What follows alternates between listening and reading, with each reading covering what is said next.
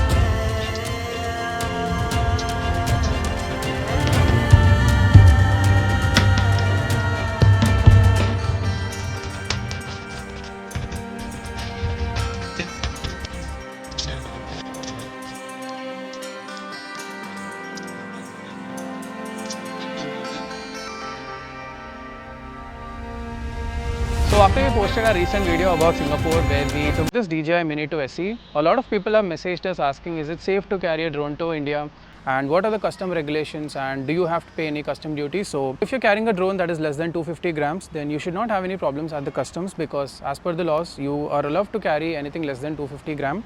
So today we're going to explore our favorite feature of this drone, that is the quick shots. And if you're a beginner to drone, then quick shots is something that is really helpful. So in the quick shots you get to just select a subject and then click on the start button, and the drone will take care of all the recording. You need not physically control the joystick to take a spin shot or to do a Roni or a rocket shot or to do a boomerang. You just need to select which type of shot that you need to do and click on start, and the drone will take care of it. We're now going to try out the spin shot first, and here is a quick glimpse of how it looks like.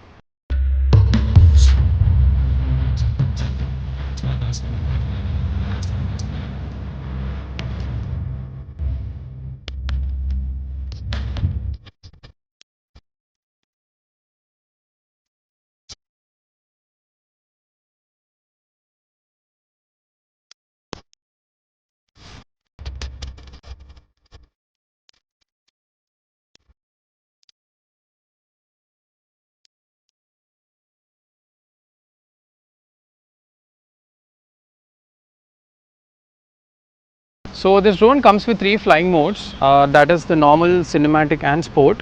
And this is the emergency pause button. In case you feel your drone is going to hit an obstacle, you need to click on this button, which will stop the drone. And talking about the modes, so by default your drone will be set in normal mode because it has the normal speed. And if you want to capture any cinematic shots or any slow moving shots, you need to put the controller in the cinematic mode, which will capture the cinematic shots. And in case you want to capture any fast moving objects or you want to have an aggressive flight, then you have to set it in sport. But if you're a person who prefers to fly it at a slow speed, then I would recommend you to just keep it in normal and then fly, because that is when you'll get the best shots. And if you want to adjust the camera movement, you have this option wherein if you move it towards the right, it will move the camera towards the subject, and if you move it towards the left, it will move the camera away from the subject. So these are some of the options that are available on the remote controller. So one best advice that we would like to share is that always check the green zones in your DJI Fly app to ensure you're not flying in any restricted area. And the second one, once you reach the venue, take permissions from the authority before you fly your drone.